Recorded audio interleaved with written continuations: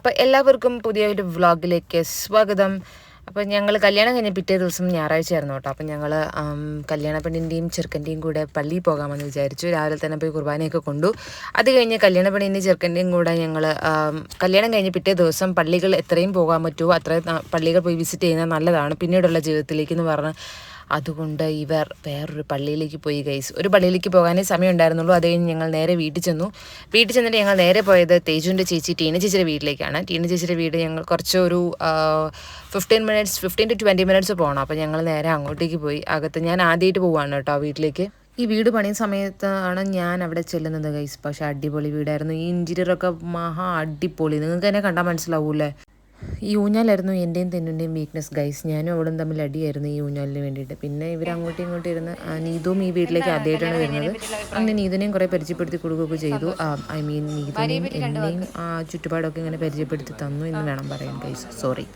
പിന്നെ ഞാൻ തേജുവിനോട് ചോദിക്കുകയാണ് എൻ്റെ ഭാര്യയെ പറ്റി നിനക്ക് എന്താ അഭിപ്രായം. വെരി അണ്ടർസ്റ്റാൻഡിങ് എന്ന് അവൾ പറയുന്നു. അതിനോടൊപ്പം തന്നെ അവൻ പറയുന്നു വെരി ബ്യൂട്ടിഫുൾ, വെരി കെയറിങ്. അങ്ങനെ കുറേ അവരെന്തൊക്കെയൊക്കെ അങ്ങോട്ടും ഇങ്ങോട്ടും പറയുന്നു ഗൈസ്. അവരങ്ങനെ അപ്പോൾ അങ്ങനെ തന്നെ ഒരു ആയുഷ്കാലം മുഴുവൻ ഞങ്ങൾ രണ്ടുപേരും അങ്ങനെ തന്നെ ഇരിക്കട്ടെ എന്ന് ഞാൻ ആശംസിക്കുന്നു പ്രിയരെ. അങ്ങനെ ഞങ്ങൾ അവിടെ നിന്ന് കുറേ സൊറയൊക്കെ പറഞ്ഞിരുന്നു ഗൈസ്. അത് കഴിഞ്ഞതിന് ശേഷം വീട് കാണുന്നൊരു ചടങ്ങായിരുന്നു. വീട് ഞാൻ കണ്ടിട്ടുണ്ടായിരുന്നില്ല. 3 സ്റ്റോറി ബിൽഡിംഗ് ആണ്. അപ്പോൾ മുകളിലേക്ക് ഒരു തൊട്ട് മുകളിൽ ഉള്ള ഈ സ്ഥലം ഒരു റെൻറ്റിന് കൊടുത്തിട്ടില്ല. ഇതിൻ്റെ തൊട്ട് മുകളിലുള്ള സ്ഥലം റെൻറ്റിന് കൊടുത്തിട്ടുണ്ട്. മമ്മീനെ വീഡിയോ എടുക്കണ്ടെന്ന് പറഞ്ഞ് ഒഴിഞ്ഞു മാറുക കേട്ടോ. മമ്മിയുടെ കോസ്റ്റ്യൂം ശരിയില്ല. ഞാൻ സാരി ഉടുത്ത് എന്താണെന്ന് നിങ്ങൾ ചോദിച്ചില്ലല്ലോ ഗൈസ്. കാരണം എനിക്ക് ഡ്രസ്സ് ഉണ്ടായിരുന്നില്ല. ഞാൻ കറക്റ്റ് ദിവസത്തിനുള്ള ഡ്രസ്സേ എടുത്തിട്ടുണ്ടായിരുന്നുള്ളൂ. പിന്നെ എക്സ്റ്റെൻഡ് ചെയ്തപ്പം ഡ്രസ്സ് ഇല്ലാതായിപ്പോയി. അപ്പം ഞാൻ ആൻറ്റിയുടെ സാരി വെച്ചിട്ടാണ് ഞാൻ അഡ്ജസ്റ്റ് ചെയ്തത്.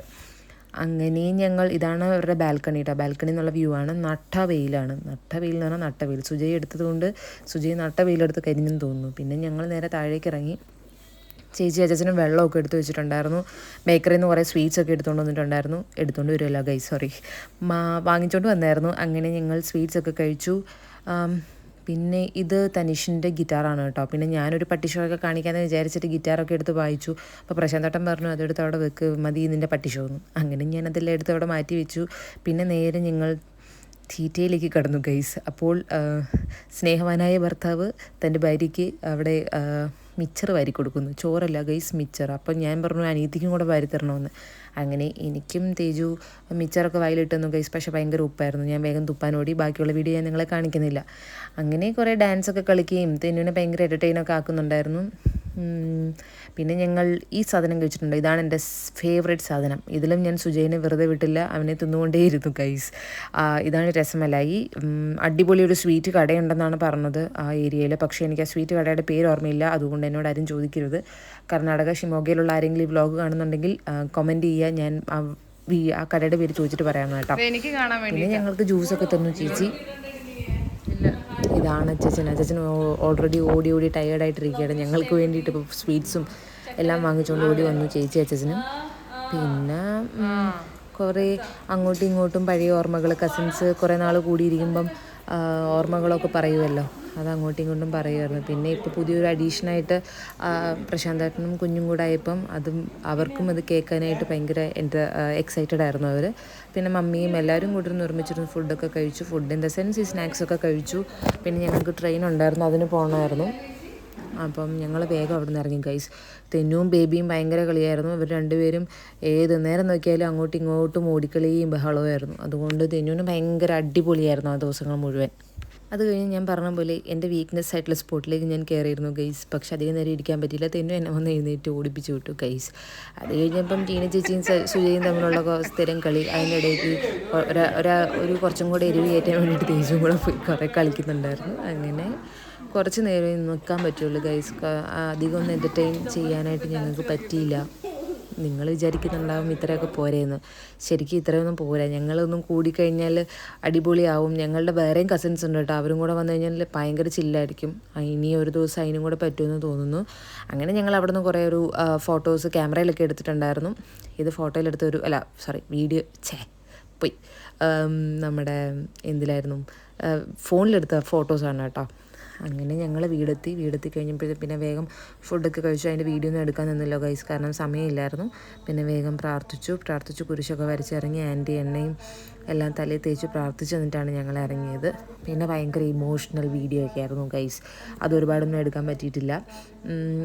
എങ്കിലും കുറച്ചൊക്കെ എനിക്ക് സുജയാണ് വീഡിയോ എടുത്തു തന്നത്, എങ്കിലും അതൊക്കെ ഇതിനകത്ത് ഇൻവോൾവ് ചെയ്തിട്ടുണ്ട്. കാരണം ഇനിയിപ്പം കുറേ നാൾ കഴിഞ്ഞിട്ടാണോ അതോ അടുത്ത് തന്നെ ഞങ്ങൾ അവരെ കാണുമെന്ന് അറിയത്തില്ല, എല്ലാം ദൈവനിശ്ചയം.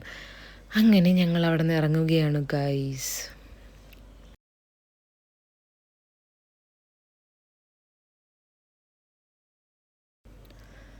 പിന്നെ എല്ലാവരും അങ്ങോട്ടും ഇങ്ങോട്ടും ഉമ്മയൊക്കെ കൊടുക്കുന്ന ചടങ്ങാണ്. ഈ ഉമ്മ ചടങ്ങ് ഞങ്ങൾക്ക് എല്ലാവർക്കും ഉള്ളതാണ് ഞങ്ങളുടെ ഫാമിലിയിൽ. അതിപ്പോൾ പപ്പയുടെ ആണെങ്കിലും അമ്മയുടെ ആണെങ്കിലും ഇറങ്ങാൻ നേരത്തെ ഒരു ഉമ്മ കൊടുത്തില്ലെങ്കിൽ, അതിപ്പോൾ ചെറിയൊരു ദൂരത്തേക്കാണ് പോകുന്നതെന്നുണ്ടെങ്കിൽ നമ്മളെല്ലാവരും ഭയങ്കര സ്നേഹപ്രകടനങ്ങൾ കഴിഞ്ഞിട്ടേ പോകത്തുള്ളൂ കേട്ടോ. അങ്ങനെ തേജുവും മമ്മിയും ഒരു കെട്ടിപ്പിടുത്തമൊക്കെ കഴിഞ്ഞു. പിന്നെ ഞാനും തേജുവും, ടീന ചേച്ചി അവിടെ കരച്ചിലൊക്കെ തുടങ്ങി. ടീന ചേച്ചി കരയുന്നത് കണ്ടപ്പോൾ എനിക്ക് പിടിച്ചത് നിന്നില്ല. അപ്പം ഞാനും പുറകെ കരയുന്നുണ്ട് ഗൈസ്, പക്ഷെ ഞാൻ ക്യാമറയുടെ ഫ്രണ്ടിൽ വന്ന് കരഞ്ഞിട്ടില്ല. പിന്നെ ബാബുങ്ങൾക്ക് ഇത് കണ്ടപ്പോൾ ബാബുങ്ങൾക്കും വിഷമായി. പിന്നെ മമ്മിയുടെ ചേച്ചിയും കൂടെ ഇരുന്ന് കരയും. അത് കണ്ടിട്ട് തേജു ഇറങ്ങിപ്പോയി. അങ്ങനെ കുറച്ച് ഇമോഷണലായി ഗൈസ്. തെന്നു അവിടെ നിന്ന് കിട്ടിയൊരു ടെഡി ബിയറോ എടുത്തുകൊണ്ടാണ് തെന്നു പോയത്. പക്ഷേ ഇതിനേക്കാളൊക്കെ ഒരു ട്വിസ്റ്റ് ഉണ്ട് ഗൈസ്. ഈ ഇറങ്ങുന്ന സമയത്തൊന്നും നമ്മളൊരു കാര്യം ചിന്തിച്ചിട്ടേ ഉണ്ടായിരുന്നില്ല. എല്ലാ ബാഗ് എടുത്തോ എന്ന് എല്ലാവരും ചോദിക്കുന്നുണ്ടായിരുന്നു. പക്ഷേ ആ സമയത്ത് ഒരു ബാഗ് അവിടെ മിസ്സാക്കി എന്നുള്ള കാര്യം ഞങ്ങൾക്ക് അറിയത്തില്ലായിരുന്നു. ശരിക്കും പറഞ്ഞാൽ മറന്നിട്ടുണ്ടെന്ന്. അങ്ങനെ പ്രശാന്തേട്ടൻ്റെ ഒരു സ്ലിംഗ് ബാഗ് അവിടെ മറന്നു വെച്ചു ഗൈസ്. അത് റെയിൽവേ സ്റ്റേഷനിൽ എത്തിയപ്പോഴാണ് മനസ്സിലായത്.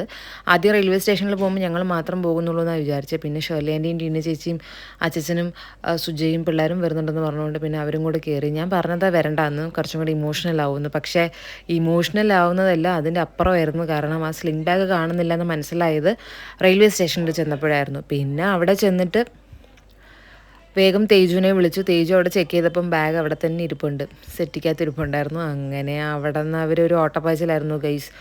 അങ്ങനെ അവർ അങ്ങോട്ടും അടുത്ത സ്റ്റേഷനിലേക്ക് വന്നപ്പോഴത്തേക്കും അടുത്ത സ്റ്റേഷനിൽ നിന്നും ട്രെയിൻ ക്രോസ് ചെയ്ത് പോയായിരുന്നു. പിന്നെ അവർ രണ്ടാമത്തെ സ്റ്റേഷനിലേക്ക് ഓടി വന്നു പാവങ്ങൾ. അങ്ങനെ അവിടെ നിന്നാണ് പ്രശാന്തേട്ടന് സ്ലിംഗ് ബാഗ് കിട്ടിയത്. പിന്നെ ഒരു ടിക്കറ്റ് കൺഫേം ആയിട്ടുണ്ടായിരുന്നില്ല, അത് വേറെ ട്വിസ്റ്റ്. പിന്നെ മമ്മിയും സന്ദീപും വേറെ കമ്പാർട്ട്മെൻ്റ് ആയിരുന്നു, അത് വേറെ ട്വിസ്റ്റ്. അങ്ങനെ തിരിച്ചു വരവ് കുറച്ച് അതിഗംഭീരമായിരുന്നത് കൊണ്ട് ആ ഗംഭീരമായിട്ടുള്ള വരവ് ഒരിക്കലും മറക്കില്ല കേട്ടോ ഗൈസ്. അങ്ങനെ എല്ലാവർക്കും ഒന്നും കൂടെ ഞാൻ ഉമ്മയൊക്കെ കൊടുത്തിട്ട് ഇറങ്ങുകയാണ്. അങ്ങനെ അവിടെ നിന്ന് ഞങ്ങൾ കാറ് കയറി. പ്രശാന്തേട്ടന് അറിയുന്നില്ല പ്രശാന്തേട്ടൻ്റെ ഒരു സ്ലിംഗ് ബാഗ് അവിടെ ഇരിപ്പുണ്ടെന്ന്. പിന്നെ ബാബു അങ്കിള് തെന്നുവായിട്ട് കളിക്കാൻ പറ്റിയില്ല, എന്നാലും കുറേയൊക്കെ അവളുടെ കൂടെ സ്പെൻഡ് ചെയ്തു ടൈം അവർ ആ തിരക്കിനിടയിൽ. അങ്ങനെ അവരുടെ കാർ ആ വഴി പോയി, ഞങ്ങളുടെ കാർ ഈ വഴി പോയി. എത്രയും പെട്ടെന്ന് ഞങ്ങൾ റെയിൽവേ സ്റ്റേഷനിൽ ട്രെയിൻ കയറിയപ്പോഴാണ് ഞാൻ പറഞ്ഞ ഈ സംഭവങ്ങളൊക്കെ. പിന്നെ ഇവർ അടുത്ത സ്റ്റേഷനിൽ ഓടിപ്പാഞ്ഞെത്തിയ രംഗമാണിത്. ഇതെനിക്ക് ഷൂട്ട് ചെയ്തിരിക്കാൻ തോന്നിയില്ല. അങ്ങനെ അവരെ കണ്ട് ഗൈസ്, അവരോട് ഇങ്ങനെ യാത്ര പറയേണ്ടി വന്നു. അവർക്ക് നിൽക്കാൻ പോലും പറ്റുന്നില്ലായിരുന്നു, കിതച്ചുകൊണ്ട് ഓടി വന്നത്. അങ്ങനെ ഓട്ടപ്പാച്ചിലിനിടയിൽ പ്രശാന്തൻ്റെ തോളിൽ കിടക്കുന്ന സ്ലിംഗ് ബാഗ് കിട്ടി ഗൈസ്. ഒരുപാട് നന്ദി തേജുവിനോടും സുജയോടും. അങ്ങനെ ഞങ്ങളുടെ യാത്ര തിരിച്ചു ഗൈസ്. ഞങ്ങൾ ഇങ്ങനെ നേരെ പോയത് യശ്വന്ത്പൂരിലേക്കാണ്. അങ്ങനെ അവിടെ നിന്ന് ഞങ്ങൾ പാലക്കാടിലേക്കുള്ള ട്രെയിൻ ഏരിയ.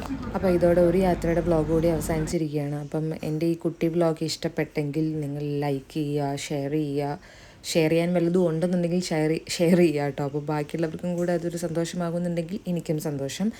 അപ്പം സപ്പോർട്ട് ചെയ്യുക. ഇനിയും ഓരോരോ വീഡിയോസ് ഇടുന്ന സമയത്ത് നിങ്ങൾക്ക് ഇഷ്ടപ്പെട്ടെങ്കിൽ കമൻറ്റ് ചെയ്യുക. അപ്പോൾ ബൈ. Thank you.